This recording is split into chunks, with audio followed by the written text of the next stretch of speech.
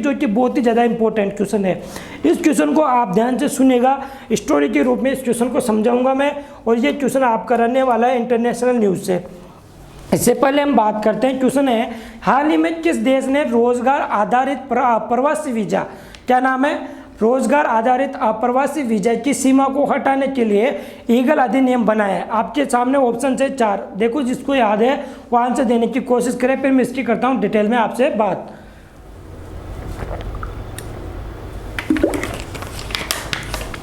दोस्तों इसमें क्या होगा कि सबसे पहले बात करते हैं किस देश ने रोजगार आधारित, पहले तो क्या होता है कि आपको एम्प्लॉयमेंट बेस्ड ये अप्रवासी जो वीजा है, वीजा की भी हम बात करेंगे कि वीजा क्या होता है। अप्रवासी जो वीजा है कि वीजा की सीमा को हटाने के लिए ईगल, अभी हाल में ईगल एक्ट लागू किया है, और ये ईगल एक्ट 2021 किसने लागू किया है इसकी हम करेंगे बात। तो इसका आंसर तो हो जाएगा कौन, none of these, America. America विश्व का चौधरी इसका आंसर हो जाएगा जिसने ईगल एक्ट लागू की है। अब हम बात करते हैं इसकी डिटेल्स में। तो दोस्तों क्या होता है, किसी भी देश में, जैसे कि आप जानते हो भारत में आप रहते हो, अब भारत में आप रहते हो तो आपकी जान पहचान कैसे है, आप कहीं भी जा रहे हो भारत में रहने के लिए, रोजगार के लिए, नौकरी के लिए, या किसी भी चीज़ को लेकर आप कहीं से अपने घर से बाहर निकलते हो और कहीं जाते हो, आप किसी सिटी में, किसी गांव में, किसी देश या विदेश में, तो आपको जानने के लिए वहाँ पे कुछ ना कुछ आपका आइडेंटिटी प्रूफ तो होना चाहिए ना।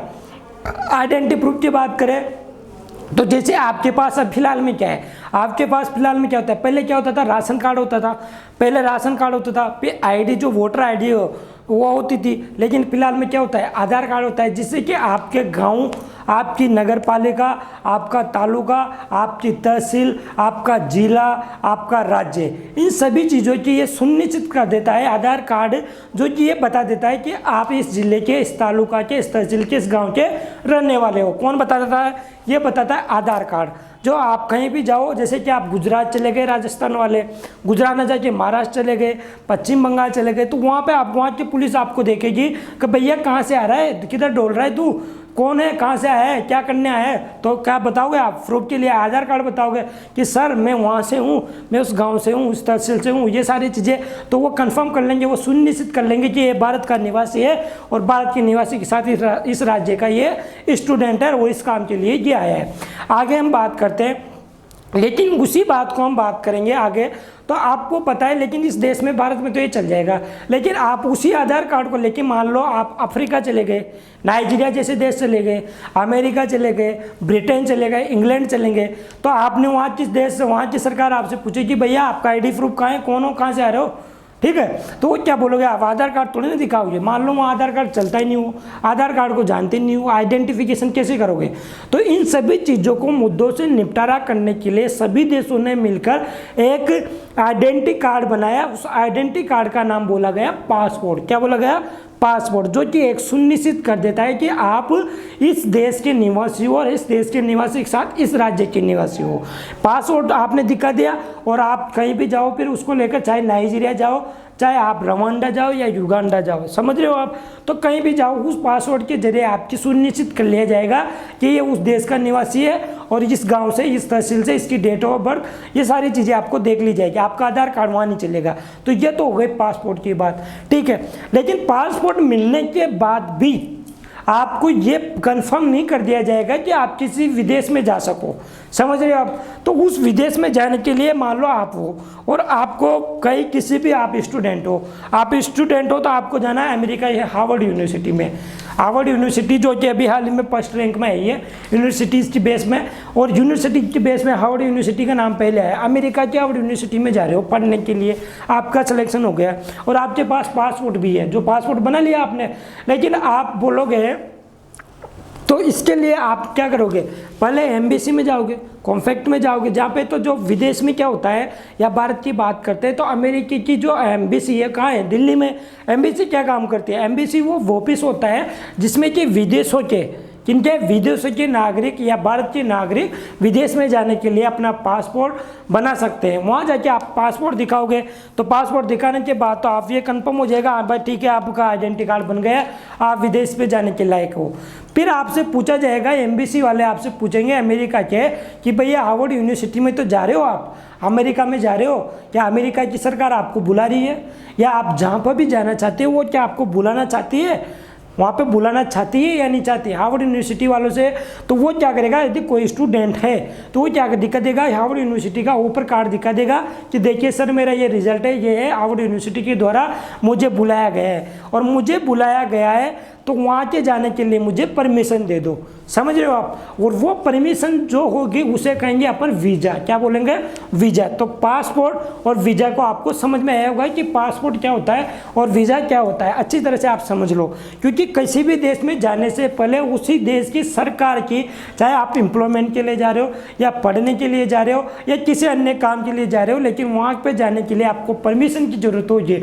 और परमिशन की ज़रूरत होगी तो वहाँ की जो सरकार में वहाँ के जो अधिकारी बैठे हैं वो अधिकारी आप जिस कंपनी में जाना चाहते हो, जिस यूनिवर्सिटी में जाना चाहते हो, या आप घूमने जाना चाहते हो, किसी भी प्रकार से किसी भी उद्देश्य से आप जाना चाहते हो, तो उस उद्देश्य को पूरा करने के लिए आपसे पूछा जाएगा और वहाँ से परमिशन ली जाएगी गवर्नमेंट के द्वारा। जैसे अपने इंडिया में कोई आना चाहते हैं तो अपनी इंडिया की एम्बेसी में जाएंगे और पूछा जाएगा कि इंडिया में मुझे जाना है इस काम के लिए, तो यहाँ की जो एम्बेसी होगी विदेश में, वो विदेशी एम्बेसी आपको क्या करेगी, परमिशन देगी, तभी आप इंडिया में आ सकते हो। तो इन सभी चीज़ों को क्या बोला जाएगा, वीज़ा बोला जाएगा, जो एक तरह से परमिशन लेटर होगा। मैं आई कम इन सर वाला बात होगी, मैं आई कम इन सर, तो वो वाले कम इन सर वाली बात सरकार आपको दे देगी, जिसको बोला जाएगा वीज़ा। पासपोर्ट वीज़ा दोनों समझ में आ गए, ये ठीक है, अच्छी तरह से आपको समझ में आ गए। तो अभी हाल ही में क्या हुआ कि अमेरिका ने अभी हाल ही में इस वीज़ा वाले सिस्टम को बोला जाता है अमेरिका में। तो जिस वीज़ा वाले सिस्टम की बात करेंगे तो अमेरिका में क्या हुआ कि भारत से या विदेशों से जाने वाले लोगों के लिए, किनसे, भारत या विदेशी लोग, जो विदेशी लोग जाते थे उनके लिए एक कोटा फिक्स किया गया था। कितना कोटा फिक्स किया गया था, 7% कोटा। 7% का मतलब कोई देश की जनसंख्या 100 है तो वहाँ से 7 लोग ही क्या रह सकते हैं, अमेरिका में रह सकते हैं। ठीक है, ये क्या था, एक रिजर्वेशन कोटा था, किसके लिए, ग्रीन कार्ड के लिए। अब सर ये ग्रीन कार्ड क्या होता है, तो साथियों देखो सुनो, ग्रीन कार्ड क्या होता है मैं बताता हूँ आपको, है ना। 1 मिनट ध्यान से सुनना और सोचने की क्षमता आपको बढ़ाना और ध्यान से सुनना, गायब मत होना। आप देखिए सुनो, इसमें क्या होता है कि जैसे कोई भी वीज़ा लेके अमेरिका चला गया कंपनी में काम करने के लिए, अब कंपनी में काम करने के लिए चला गया तो उसका प्रमोशन भी होगा। साथ के साथ उसको, जैसे कोई भी स्टूडेंट जाता है तो मान लो स्टूडेंट वहाँ डिग्री लेकर एम्प्लॉयमेंट के लिए वहाँ का नागरिक एम्प्लॉयमेंट ले लेता है, प्रमोशन होता है, प्रमोशन होने के साथ उसकी शादी वगैरह भी हो जाती है। ये सारी वगैरह होने के कारण वो परमानेंट जॉब और अच्छी खासी फैसिलिटी मिलने के कारण अमेरिका में ही बसना चाहते हैं।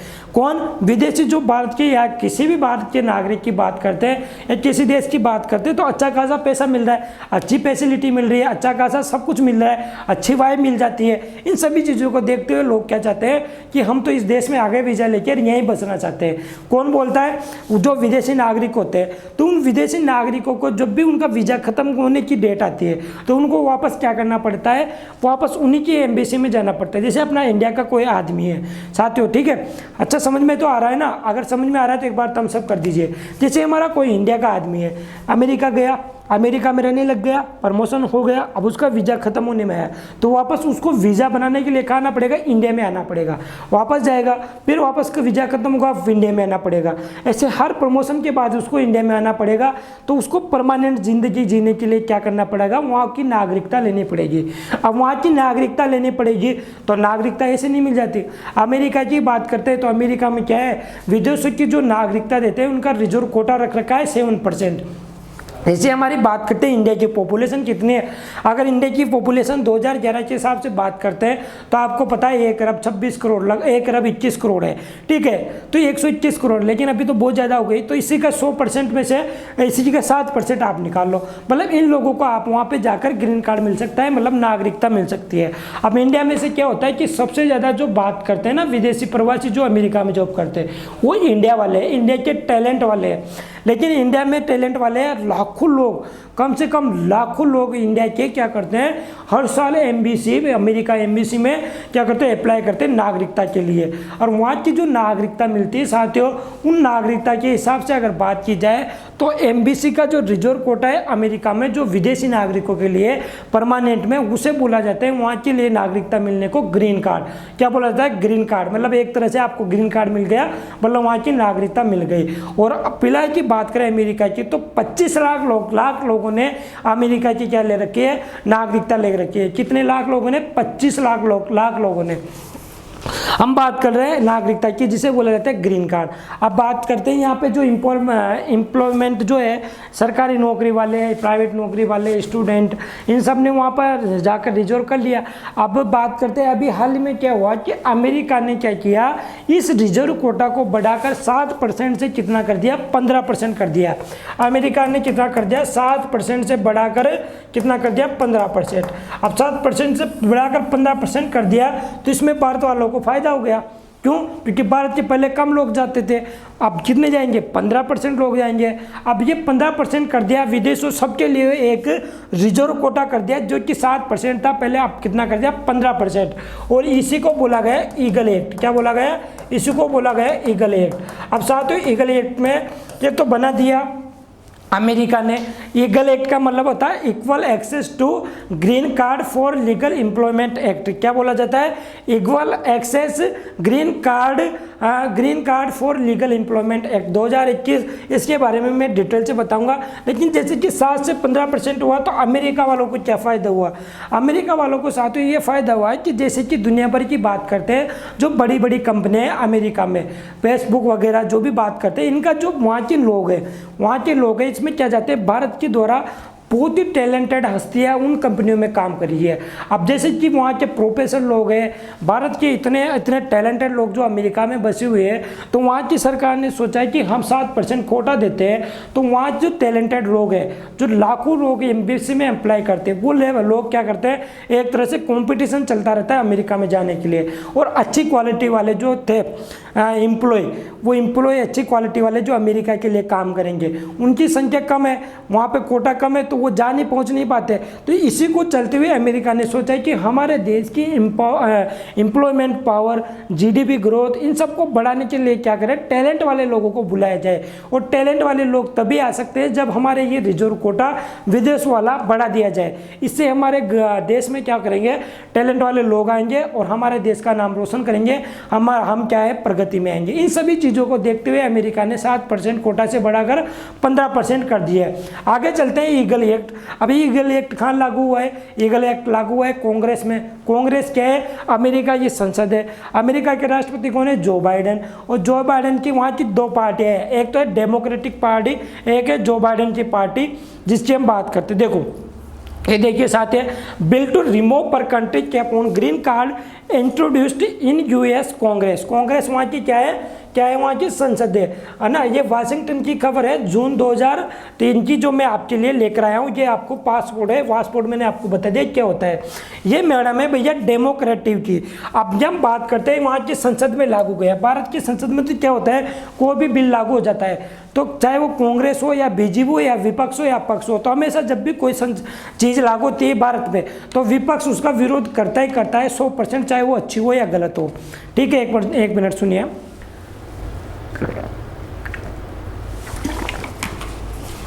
तो क्या होता है साथियों, भारत में क्या होता है कि भारत में कोई भी संसद में कोई भी चीज़ लागू होती है, उन सब चीज़ों के लिए पक्ष वाले का कोई भी चीज़ लागू कर रहे हैं संसद में, तो विपक्ष वाला उसका विरोध करेगा, चाहे वो सही हो या गलत हो।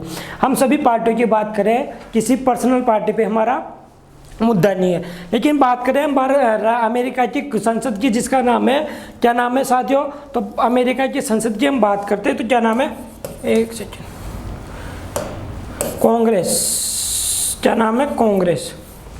आगे चलते हैं इसमें। तो ये मैडम है, ये डेमोक्रेटिक पार्टी की रिप्रेजेंटेटिव है, डेमोक्रेटिक पार्टी की रिप्रेजेंटेटिव है, जिनका नाम है लोई लोफग्रेन। क्या नाम है इनका, लोई लोफग्रेन। इन्होंने डेमोक्रेटिक पार्टी का रिप्रेजेंटेशन किया है। आगे बात करते हैं, इसमें संसद की बात चल रही है वहाँ की, है ना। आगे हम बात करते हैं तो ये है रिपब्लिक पार्टी के जॉन क्रूटिस। इन दोनों ने मिलकर इस ईगल एक्ट को पारित किया, वहाँ पे पेश किया और पेश करके दोनों पार्टियों के द्वारा समझौता करके इस एक्ट को लागू कर दिया गया। भारत की तरह नहीं कि विरोध हो रहा, दोनों ने मिलकर इसको क्या कर दिया, पारित कर दिया। किसका नाम है, ईगल एक्ट। और इस ईगल एक्ट को बनाने के लिए जो बात करते हैं वहाँ की जो संसद है कांग्रेस, जो संसद में क्या होता है कि दो तिहाई वोट चाहिए, 2/3 वोट चाहिए पर पार्टी के द्वारा। जैसे इनकी पार्टी ने भी 2/3 वोट दे दिए और डेमोक्रेटिक पार्टी ने भी 2/3 वोट दे दिए और इस बिल को पारित किया है। साथियों, इस बिल का नाम है, बिल को बाईपार्टिसन सिस्टम बोला जाता है। क्या बोला जाता है, बाईपार्टिसन सिस्टम बोला जाता है। ये देखो आप, पर country visa caps hurt the American economy, preventing US employees from staying competitive, hurt families. I have introduced the bipartisan Eagle Act. ये देखिए आप, बाईपार्टिसन ईगल एक्ट का मतलब क्या होता है कि दोनों ने मिलकर इस बिल को लागू कर दिया, दोनों पार्टियों ने, रिपब्लिक वालों ने और रिपब्लिक जॉन जो क्रूटिस है, मैंने बता दिया आपको, उस मैडम का नाम भी बता दिया। इन दोनों ने मिलकर इसको लागू कर दिया, किसको, ईगल एक्ट 2021 को। ये ठीक है, ये ईगल अधिनियम को यहाँ की जो सीनेट है, सीनेट कौन सी है, सीनेट की हम बात करते हैं तो क्या है, सीनेट अपर सदन है या लोअर सदन है, बताइए आप। सीनेट अपर सदन है या लोकसभा है। तो सीनेट जैसे कि भारत में राज्यसभा होती है ऊपरी सदन, इसी प्रकार वहाँ पे क्या होता है, सीनेट होता है, ठीक है। और लोकसभा जैसी बात करते हैं तो हाउस ऑफ रिप्रेजेंटेटिव वहाँ की लोकसभा होती है, हाउस ऑफ रिप्रेजेंटेटिव वहाँ की क्या होती है, लोकसभा होती है। और आप बात करते हैं सीनेट, तो ये सीनेट राज्यसभा ने भी इसकी मंजूरी दे दी और राज्यसभा लोकसभा वहाँ पे मंजूरी देकर 2/3 समझौतों के साथ फिर कहाँ जाएंगे, ये जाएंगे राष्ट्रपति के पास, जो हस्ताक्षर कर देंगे। और ये देखिए आप, जो बाइडेन जो कि ईगल एक्ट 2021 जीसी पर कंट्री कैप्स रिमूवल, ये देखो, ये जो बाइडेन जो वहाँ के राष्ट्रपति है। आगे इसी में बात करते हैं तो ये मिलता है ग्रीन कार्ड, और ग्रीन कार्ड का ईगल एक्ट बता दें। ईगल एक्ट का मतलब होता है equal access to green card. क्या होता है साथियों देखो, ईगल, ये GLE, ईगल मतलब equal access green card, legal employment आप जानते हो, एम्प्लॉयमेंट, ये सारी चीज़ें आपको नोट करनी है। ये आपको दिखाई दे रहा है ग्रीन, इसको बोला जाता है ग्रीन कार्ड, जो कि वहाँ का नागरिकता का कार्ड होता है, जिसमें आपका सरनेम, गिवन नेम, आपकी कैटेगरी, कंट्री ऑफ बर्थ, आपकी डेट ऑफ बर्थ, आपका जेंडर कौन सा है, साथ में आपको एक्सपायर डेट जो प्रेसिडेंट के द्वारा लागू होती है कि आपको कब तक की नागरिकता चाहिए, ये आपको यहाँ पर दिया हुआ है। ग्रीन कार्ड में क्या क्या होगा, USCIC number, photo of the green card holder, country, birth, date of birth, साथ में आप किस देश से बिलोंग करते हो उस देश का नाम, साथ के साथ में आपको last name, first name, visa category, date of birth, gender, fingerprint, expression date, issue date, सारी चीज़ें आपको दी जाती है। ग्रीन कार्ड की हिस्ट्री में आपको बताऊं तो ग्रीन कार्ड भी जो स्टार्ट हुआ था, फर्स्ट बार जो ग्रीन कार्ड लागू होता है, ये ग्रीन कार्ड ऐसा था, लेकिन बाद में ग्रीन कार्ड में कुछ चेंजेस हुए, उसके बाद ये येलो कार्ड बन गया। येलो कार्ड कब बना, 1977 से 1989 के बीच में ये येलो कार्ड बन गया। उसके बाद आगे चलते तो ये पिंक कार्ड बन गया। क्या बन गया, ये पिंक कार्ड बन गया। भैया ग्रीन कार्ड में बहुत बदलाव हुए थे। पिंक कार्ड कब से कब तक रहा, 1989 से 1997 तक रहा। उसके बाद ये पर्पल कैप बन गया, पर्पल बन गया ग्रीन कार्ड से, ये सॉरी पिंक कार्ड से ये पर्पल बन गया 1997 से 2010 तक। और 2010 के बाद से वापस क्या बना दिया गया, ग्रीन कार्ड बना दिया गया। ये ग्रीन कार्ड का इतिहास है जो आपको इतनी ज़रूरत नहीं है ध्यान रखने की, फिर भी आप नॉलेज में रख सकते हो कि ग्रीन कार्ड का क्या सिस्टम था। 2010 से फाइनली ग्रीन कार्ड यहाँ पे यूज किया जा रहा है, जो कि वहाँ की नागरिकता को दर्शाता है। ये पूरा सिस्टम है कि लॉटरी प्रोसेस कहता हुआ है, कैसे एडमिशन मिलता है, कैसे वीज़ा मिलता है, कैसा सारी चीज़ें सिस्टम होता है, कैसी नागरिकता मिलती है, ये सारी चीज़ें आपको बता दी गई है। आगे चलते इसी में बात करते हैं, तो ये सारी चीज़ें इसके बारे में आप क्या करना, आप एक काम करना कि PDF ले लेना और PDF से देख लेना ना, सारी चीज़ें आपको प्रोवाइड करा दी जाएगी, सारी डिटेल्स इसमें दी हुई है।